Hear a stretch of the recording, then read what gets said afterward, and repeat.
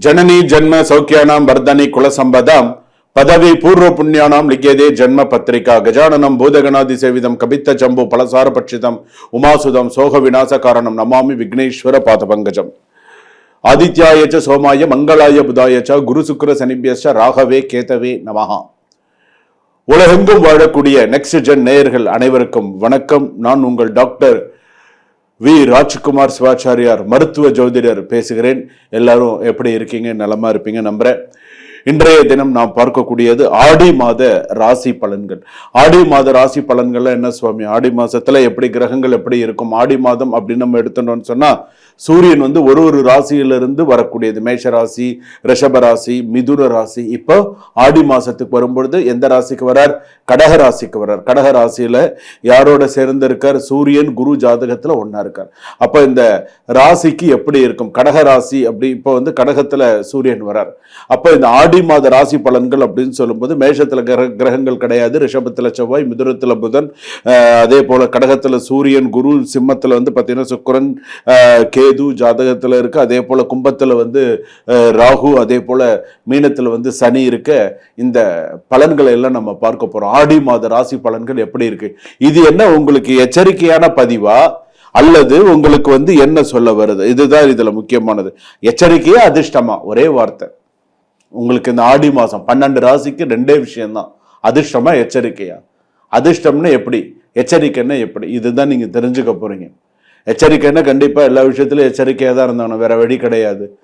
நம்ம எவ்வளவுதான் சில விஷயங்கள் நம்ம பார்த்து செஞ்சாலும் சில விஷயங்கள் நமக்கு தெரியாது. ஏதோ ஒரு பிரச்சனைகள் வரும், ஏதோ ஒரு விஷயங்கள் நம்ம சமாளிப்போம், ஏதோ ஒரு விஷயங்கள் நடந்துட்டு இருக்கும்.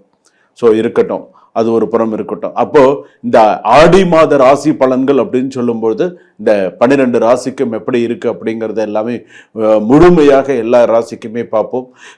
என்னென்ன ராசியுடைய, அதே போல என்னென்ன அம்மனை வழிபாடு செய்தால், எந்தெந்த அம்மன் வழிபாடு செய்தால் சிறப்பு அப்படிங்கிறதையும் நம்ம பார்ப்போம். ஒன்று விடாம கடைசி வரைக்கும் வீடியோ ஸ்கிப் பண்ணாம பாருங்க.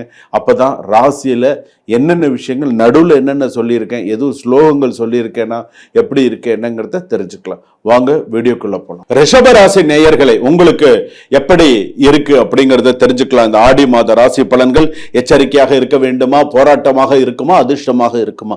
சில அதிர்ஷ்டங்கள் உங்களை தேடி வரும் அப்படின்னு கூட சொல்லலாம். சிறு அதிர்ஷ்டங்கள் தேடி வரும். இதுல பாத்தீங்க அப்படின்னா ஒரு 70% ஜாதகத்துல சிறப்பா இருக்கும். 30% கொஞ்சம் ப்ராப்ளம் இருக்கு. இந்த 30% நீங்க கவனிக்கத்தக்க கூடியதாக கண்டிப்பாக இருக்க வேண்டும் அப்படின்னு சொல்லியிருக்கு. ஒண்ணு.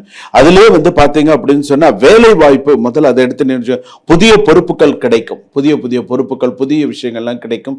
வேலை செய்யும் இடத்தில் அதிக பொறாமைகள், அதிக பிரச்சனைகள் இருக்கும். சின்ன விஷயத்துக்கெல்லாம் கூட நீங்க சொல்ற வேலையை செய்ய மாட்டான், வேணும்னே கெட்ட பேர் உண்டு பண்றதுக்கு முயற்சி பண்ணுவான், உங்களை வேலையை விட்டு எடுக்கிறதுக்கு முயற்சி பண்ணுவான்.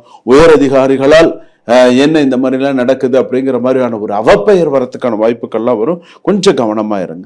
அதே போல பாத்தீங்க அப்படின்னு சொன்னா ஒரு சம்பள உயர்வு போற சில நல்ல தகவல்கள் அலுவலகத்தின் மூலமாக கிடைக்கக்கூடிய வாய்ப்புகள் உண்டு. அதே போல பார்த்தீங்கன்னா நிரந்தர நியாயமான முயற்சிகளில் அரசாங்க வேலையில் ஈடுபட்டவர்களுக்கு நல்ல முன்னேற்றம் ஏற்படும். அனுபவம் உள்ளவர்களின் ஆலோசனை வெற்றிக்கு உதவும் அப்படின்னு சொல்லியிருக்கு. சில ரிஷபராசி நேயர்கள், நான் அரசாங்க உத்தியோகத்தில் இருக்கீங்க அப்படின்னு சொன்னா இடமாற்றம் வருவதற்கான, ஊர் மாற்றம் வருவதற்கான வாய்ப்புகள் இருக்கு. ஏற்கனவே கொஞ்சம் பிரச்சனைகள் இருக்கு. அரசாங்க உத்தியோகத்தில் இருப்பவர்கள் இனி வரக்கூடிய காலகட்டங்கள் மிகுந்த விழிப்புணர்வோட செயல்படுங்க. இப்ப இருக்கக்கூடிய சில விஷயங்கள், அரசாங்கம் வழி நடத்துறது இதெல்லாம் சின்ன விஷயம் இல்லை. அரசாங்க உத்தியோகம் பார்க்கறது பெரிய விஷயம் இல்லை. அந்த உத்தியோகத்தை கடைசி வரைக்கும் தக்க வச்சுக்கிறது தான் உங்க கையில இருக்கு. ஸோ அதனால கெட்ட பேர் இல்லாத அளவுக்கு உங்க உத்தியோகத்தை தக்க வச்சுக்கிறது உங்க கையில இருக்கு. அதை கரெக்டா பார்த்துக்கோங்க. ஒண்ணு. சொந்த தொழில் அப்படின்னு எடுத்துட்டு வியாபாரத்தில் விற்பனை அதிகரிக்கும். புதிய வாடிக்கையாளர்கள் மற்றும் நீண்ட கால ஒப்பந்தங்கள் கிடைக்கலாம். நிறைய நல்ல விஷயங்கள்லாம் நடக்கும். கடன் வாங்கி பெரிய முதலீடு செய்வதை சற்று தள்ளி வையுங்கள். கடனை வாங்கி ஒரு விஷயத்த பண்ணி அது மூலமா நான் பெருசா இது பண்றேன் அப்படிங்கிற விஷயம்லாம் பண்ணாதீங்க. ஓரளவுக்கு என்ன செய்யணுமோ அதை மட்டும் பண்ணுங்க. பண வரவு அப்படின்னு எடுத்துட்டோம் அப்படின்னு சொன்னா பழைய நிலுவைத் தொகைகள் கைக்கு வரும். சேமிப்பு அப்படிங்கிறது கொஞ்சம் இருக்கும். ஆனால் குடும்ப விழாக்கள் மற்றும் வீட்டு தேவைகளுக்கு செலவுகள் கூடும். முக்கியமா குடும்ப விழாக்களுக்கு அதிகமாக செலவு செய்யக்கூடிய சூழ்நிலைகள் வரும். கணவன் மனைவி குடும்பத்தில் இருந்த மனக்கசப்புகள் குறை ஒருவரை விட்டு கொடுத்து நடந்தால் அன்பும் நெருக்கமும் அதிகரிக்கும். ஓரளவுக்கு கொஞ்சம் பாசிட்டிவாக போயிட்டா எல்லா விஷயத்துக்கும் நல்லது. ஒன்றை புடி என்ன புடின்னு சண்டை போட்டோம் அப்படின்னு சொன்னால் பிரச்சனைகள் தலை தூக்கும். ஆடி மாதத்தில் அது வேண்டாம். கொஞ்சம் ஓரளவுக்கு புரிந்து கொள்ளக்கூடிய அளவுக்கு 2 பேரும் பேசி ஓரளவுக்கு சில விஷயத்த பக்குவமாக கொண்டு வரதுக்கான விஷயத்த பாருங்க. என்ன செய்யணும், என்ன பண்ணணும், திட்டமிடல், சேர்ந்து திட்டமிட்டு சேர்ந்து எந்த ஒரு விஷயத்தை செஞ்சீங்க அப்படின்னு சொன்னால் சிறப்பாக இருக்கக்கூடிய சூழ்நிலைகள் ஜாதகத்தில் உண்டு. அதே போல பார்த்தீங்க அப்படின்னு சொன்னால் உறவினர்களால் பிரச்சனைகள் வரும். யாரு கணவன் மனைவிக்கு யாரால பிரச்சனை வரும்? உறவினர்களால் பிரச்சனை வரும். அதே போல திருமண பேச்சுவார்த்தைகள் சாதகமாக நகரும். நீண்ட நாட்களாக தடைபெற்றிருந்த வரன் நல்ல தகவல்கள் வரும். ஆடி மாசத்துல எடுக்கக்கூடிய முயற்சி சில கல்யாண பலன்கள்லாம் கூடி வரும்.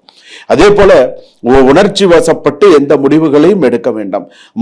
குடும்ப மூத்தோர்களின் ஆலோசனைப்படி செய்தால் இந்த விவாகரத்து சில விஷயங்கள்லாம் இருக்கும், அதெல்லாம் கொஞ்சம் கரெக்டாக இருக்கும். திருமணம் மறுமணம் ரெண்டுமே இந்த வருஷத்துல சில வாய்ப்புகள் உண்டு, கரெக்டாக இருக்கும். சட்ட ரீதியான விஷயங்களில் மெதுவாக முன்னேற்றம் ஏற்படும். தேவையான ஆவணங்கள் முழுமையாக தயார் நிலைகள் வைத்திருங்கள். இந்த இஎம்ஐ கட்டுறது, இந்த ஃபோன் பில் கட்டுறது, முக்கியமான சில பில்ஸ் எல்லாம் இது பண்ணுறது, இதிலெல்லாம் கொஞ்சம் கரெக்டாக கவனம் செலுத்துங்க. சிலதெல்லாம் மிஸ் ஆகிறதுக்கும் பேப்பர்ஸ் கைவிட்டு மறந்தோ போகிறதுக்கோ வாய்ப்பு இருக்குது. கொஞ்சம் கரெக்டாக சில விஷயங்களை கொண்டு போங்க. போக்குவரத்து வாகனங்கள்ல நீண்ட தூர தொலைப்பயணங்கள்லாம் சோர்வு ஏற்படலாம். நீண்ட தூர தொலைப்பயணங்கள்லாம் கொஞ்சம் இரவு நேரங்கள் பயணங்கள்லாம் கொஞ்சம் ஜாக்கிரதையாக போயிட்டு, வாகனங்களில் பெண்கள் முக்கியமாக வாகனத்தில் கவனமாக இருக்கிறது நல்லது. இந்த மாதத்தில் பார்த்தீங்கன்னா தொழில் வளர்ச்சி அதிகமாக இருக்கும்.